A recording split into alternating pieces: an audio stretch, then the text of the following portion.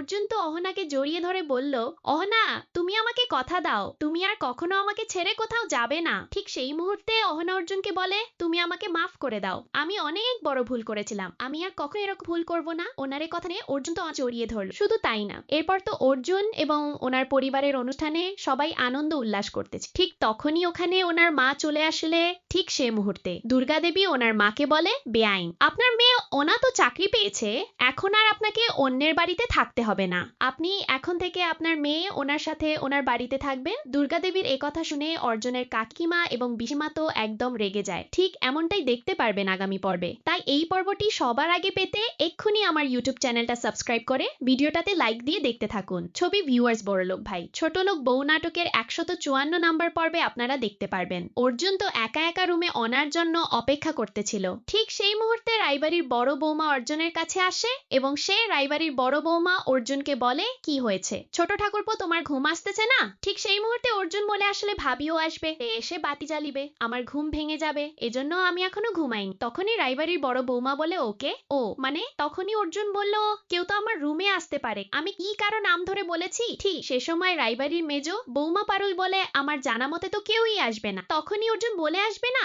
ও আসবে না? তাহলে আপনারা এখানে কেন এসেছেন? তখনই মিতা বলে, আমরা তো এখানে এমনিতেই চলে আসলাম দেখতে যে তুমি কি করতেছো। তখনই অর্জুন বলে, ভাবি রাত হয়ে যাচ্ছে, আমি এখন ঘুমিয়ে পড়বো, তাছাড়া আর কি? তখনই রাইবাড়ির বড় বৌমা বলে, আচ্ছা তুমি তো এখনো জেগে আছো, তুমি তো বিছানায় শুয়ে পড়নি, তুমি তো রুমের মধ্যে হাঁটাচলা করতেছিলে, এজন্য তো আমরা ভেবেছি। তখনই অর্জুন বলে, ভাবি কি ভেবেছেন? ঠিক সেই মুহূর্তে রাইবাড়ির মেজো বৌমা পারুল বলে, আমরা তো ভেবেছি তোমার অনাকে ডাকবো। তখনই অর্জুন বলে, অনাকে এখানে ডাকার কোন প্রয়োজন নেই, তাছাড়া আপনারা যদি অনাকে ডাকেন ও যদি না আসে, আর এখন তো অনেক রাত হয়েছে, আপনারা যদি ডাকাডাকি করেন তাহলে ও এসে দরজা খুলবে, লাইট জ্বালাবে আর আমার ঘুম নষ্ট করবে, এর থেকে অনাকে না ডাকাই ভালো। অর্জুনের এসব কথা তো দূর থেকে লুকিয়ে লুকিয়ে অনা এবং নিলয় শুনতেছিল। এদিকে রাইবাড়ির মেজো বৌমা মিতা অর্জুনকে বলে, অর্জুন ভাইয়া আপনি ওনাকে অনেক বেশি ভালোবাসেন তাই না? দ্বিতীয়বারের মতো বিবাহ কেন করলে? তখনই অর্জুন বলে, দেখুন ভাবিরা, আমি আপনাদের একটা সিক্রেট কথা বলতেছি। আসলে ভাবি হয়েছে কি, এসব তো মার পরিকল্পনা ছিল, আর আমি মাকে ভয় পেয়ে অহনাকে দ্বিতীয়বারের মতো বিবাহ করেছি। তখনই রাইবাড়ির মেজো বৌমা মিতা বলে, কিন্তু অর্জুন ভাইয়া, আমরা তো শুনলাম তোমার অন্য মেয়ের সাথে বিবাহ হচ্ছিল, তুমি অনেক কান্নাকাটি করতেছিলে। তখনই অর্জুন বলে, এই কথাটা একদম মিথ্যা কথা, আমি কেন কান্নাকাটি করব?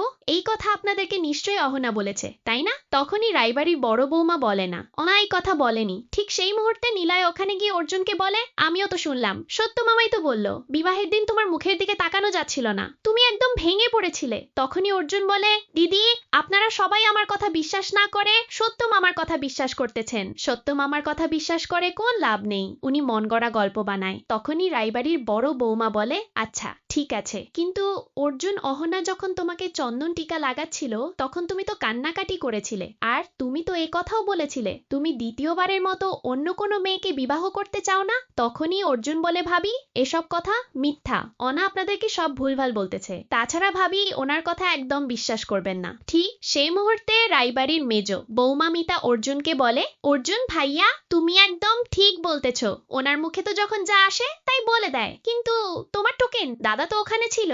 তখনই অর্জুন বলে, না না টোকেন দাদা ওখানে ছিল না। ঠিক সে সময় মিতা বলে, হ্যাঁ অর্জুন তোমার টোকেন দাদা ওখানে ছিল, আর উনি লুকিয়ে লুকিয়ে তোমার সব কথা শুনেছে, আর তোমার টোকেন দাদাই তো এই কথা বলেছে। ঠিক সেই মুহূর্তে অর্জুন তার ভাবি মিতাকে বলে, ভাবি আসলে হয়েছে কি, আমি দ্বিতীয়বারের মতো বিবাহ করতেছিলাম না, আর সে সহ্য করতে পারছিল না, টোকেন দাদা সে নিজেও দ্বিতীয় বিবাহ করতে চাচ্ছিল। অর্জুনের একথা শুনে রাইবাড়ির মেজো বৌমা মিতা তখন নাটক করে বলে, তাহলে এখন আমার কি হবে? তখনই রাইবাড়ির বড় বৌমা মিতাকে বলে, মিতা তুই তো ভালোই নাটক করতেছিস। সেই সাথে রাইবাড়ির বড় বৌমা অর্জুনকে বলে, অর্জুন তোমার এই কথাটা আমরা বিশ্বাস করলাম না, কেননা তোমার টোকেন দাদা তোমার মিতা ভাবিকে অনেক ভালোবাসে, কখনো মিতাকে ছাড়া থাকতে পারবে না। এরপর দৃশ্যে আপনারা দেখতে পারবেন অর্জুনের বোন মিতা তো অনাকে ধরে জোর জবরদস্তি করে অর্জুনের কাছে নিয়ে গেলে। ঠিক তখনই অহনা বলে, দিদি আপনারা এসব কি করতেছেন? আপনারা তো জানেন আজকাল রাত্রে, আজকের দিনে স্বামী তার স্ত্রীর মুখ দেখতে পারবে না, স্ত্রী তার স্বামীর মুখ দেখতে পারবে না। তখনই রাইবাড়ির বড় বৌমা হৈমা বলে, আমরা সবই জানি, তুই এই মুখ হয়ে দাঁড়িয়ে আছিস কেন? আসলে হয়েছে কি অর্জুন, তোমাকে ছাড়া থাকতে পারছিল না, ও শুধু ভাবতেছিল এক মেয়ের সাথে আমার দুইবার বিবাহ হলো, আজ আমাদের কাল রাত্রি হবে কি, এসব ভেবে পর্যন্ত হতাশ হয়ে যাচ্ছিল, এজন্যই আমরা তোমাকে তোমাকে এখানে নিয়ে আসলাম, আর আমরা ভেবেছি তোমরা দুজনের সাথে একটু কথা বলো, মনটা অনেক ভালো হবে। আর হ্যাঁ অহনা, তোমাদের হাতে সময় মাত্র 10 মিনিট, 10 মিনিট পরে আমরা এসে তোমাকে নিয়ে যাব। এ কথা বলে রায়বাড়ির বড় বৌমা সহ অর্জুনের বোন মিতা অর্জুনের রুম থেকে বেরিয়ে গেলে। এদিকে অর্জুন বলে, এসব কি হচ্ছে অহনা? আমি তো কিছুই বুঝতে পারতেছি না। সেই সাথে অহনা বলে, আমিও জানি না এসব কি হচ্ছে। তখনই অর্জুন বলে, অহনা তুমি আর ভাবিরা না কাল রাত্রির কথা বলতেছিলে। কাল রাত্রি মানে কি? আমরা তো আগেই স্বামী স্ত্রী। এ কথা বলে অর্জুন অনাকে জড়িয়ে ধরে। তখনই অনা বলে, এসব আপনি কি করতেছেন? কাল রাত্রি না মানার কারণে যদি খারাপ কিছু হয়, তখনই অর্জুন বলে, কোনো খারাপ কিছু হবে না, যা হওয়ার অনেক আগেই হয়ে গিয়েছে, এখন আর কিছু হবে না। ঠিক সে মুহূর্তে অনা বলে, আমাকে ছেড়ে দি, দেখুন না বাইরে সবাই দাঁড়িয়ে আছে। তখনই অর্জুন বলে, বাইরে কেউ নেই, বাইরে দরজা বন্ধ। আর এদিকে রায়বাড়ির বড় বৌমা সহ অর্জুনের বোন মিতা তো দরজার কাছে দাঁড়িয়ে অর্জুন ও অনার সব কথা শুনতেছিল।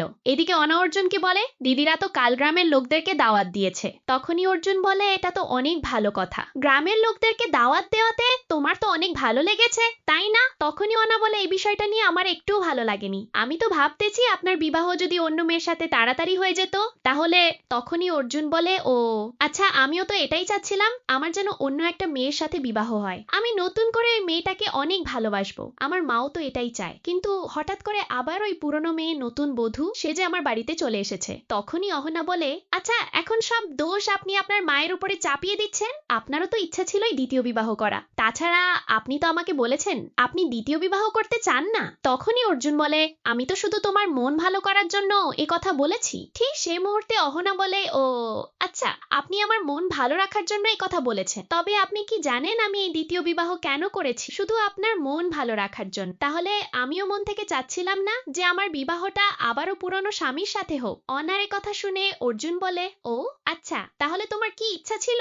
ঠিক সে মুহূর্তে অনা বলে, আমার ইচ্ছা ছিল আমার দ্বিতীয় বিবাহ যেন অন্য কোনো ছেলের সাথে হয়, সে দেখতে যেন নায়কের মতো হয়। ঠিক সেই মুহূর্তে অর্জুন বলে, সাবধানে কথাবার্তা বলো। তখনই অনা বলে, আপনি যেমন কথা বলবেন আমিও তো তেমন কথাই বলবো তাই না? তখনই অর্জুন বলে, আচ্ছা ঠিক আছে, আমি আর কোন কথাই বলবো না। ঠিক সে মুহূর্তে অনা বলে, আচ্ছা ঠিক আছে, আমিও আর কোনো কথা বলবো না। এরপর একটা পর্যায়ে গিয়ে অর্জুন অনাকে বলে, তোমার কি মনে হয় তোমার জীবনে কি আমার থেকেও ভালো কোনো নায়ক আসবে? তখনই অনা বলে, আপনার কি মনে হয় আপনার জীবনে কি আমার থেকেও ভালো কোনো নায়িকা আসবে? তখনই অর্জুন বলে, না, তোমার থেকে ভালো আমার জীবনে কেউ আসবে না। তখনই অনা বলে, তাহলে আমার জীবনেও কেউ আসবে না। এই কথা বলে অনা অর্জুনকে জড়িয়ে ধরে এবং এরপর দৃশ্যে আপনারা দেখতে পারবেন অর্জুন এবং অনার বৌভাতের অনুষ্ঠানে তো সকলে আনন্দ উল্লাস করতেছিল। আরেকটা পর্যায়ে অনার মা রায়বাড়িতে চলে আসলে এদিকে তখনই দুর্গাদেবী অনার মাকে বলে, এখন আসার সময় হলো, কোথায় হারিয়ে গিয়েছিলেন? মায়ের কোনো কর্তব্য আছে কিনা? এখন এসেছে মেয়েকে দেখতে, মেয়ে সাজুগুজু করে ঘুরে বেড়াচ্ছে কিনা? আপনি তো এটাই ভেবেছেন যে অহনাকে দেখাশোনা করার মতো তো আমরা আছি, কিন্তু আপনার কি কোন কর্তব্য নেই? তখনই অনার মা বলে, দিদি এমনটা নয়, আসলে হয়েছে কি, অর্জুনের বউ অহনার বিবাহের দিন সারাটা দিন তো আমি সত্যদার বাড়িতেই ছিলাম, রাত্রিবেলাও বাড়িতে ফিরতে পারিনি, কালকে বাড়িতে গিয়েছি। আর দিদি আপনি তো সবকিছু জানেন, সবার সামনে তো সবকিছু বলতে পারবো না, তবে অন্যের বাড়িতে থাকা অনেক কঠিন। ঠিক সেই মুহূর্তে দুর্গাদেবী বলে, আপনার মেয়ে অহনা চাকরি পেয়েছে, এখন আপনার কি প্রয়োজন অন্যের বাড়িতে থাকার? এখন আপনি আপনার মেয়ের সাথে আপনার মেয়ে বাড়িতেই থাকবেন। দুর্গাদেবীর এ কথা শুনে অনার মা অনেক খুশি হয়ে গেলে ঠিক সে মুহূর্তে পিসিমা দুর্গাদেবীকে বলে, ভাবি আপনি এসব কি বলতেছেন, উনি উনার মেয়ের সাথে কোথায় থাকবে? তখনই দুর্গাদেবী বলে, কেন ডাকো যে উনি উনার মেয়ের সাথে উনার মেয়ের রুমে থাকবে। তখনই টোকেনের মা বলে, কিন্তু উনার মেয়ের বাড়ি কোনটা? ঠিক সে মুহূর্তে দুর্গাদেবী বলে, উনার মেয়ে যে বাড়িতে থাকে সেই বাড়িতেই। দুর্গাদেবীর এ কথা শুনে টোকেনের মা এবং পিসিমা তো একদম আশ্চর্য হয়ে যায়। সেই সাথে টোকেনের মা বলে, এর মানে হচ্ছে উনি এখন থেকে আমাদের এই বাড়িতেই থাকবে আমাদের সাথে? তখনই ওনার মা বলে, আপনারা একদম হতাশ হবেন না, দিদি আমাকে এই বাড়িতে থাকতে বলেছে, তো কি হয়েছে, আমি আমার মেয়ের বাড়িতে কখনো থাকবো না, আমারও মান ইজ্জত আছে, আমি শুধু এটাই চাই যে আমার মেয়ে অহনা সে যেন একটা ভালো চাকরি পায়, আর সে যেন আপনাদের সবার সাথে মিলে মিশে থাকতে পারে। তখনই বড়মা ঠাকুরজি বলে, আপনার মেয়ে অহনা কখনো আমাদের সাথে মিলেমিশে থাকতে পারবে না, আপনার মেয়ে তো মিলেমিশে থাকা শিখেইনি।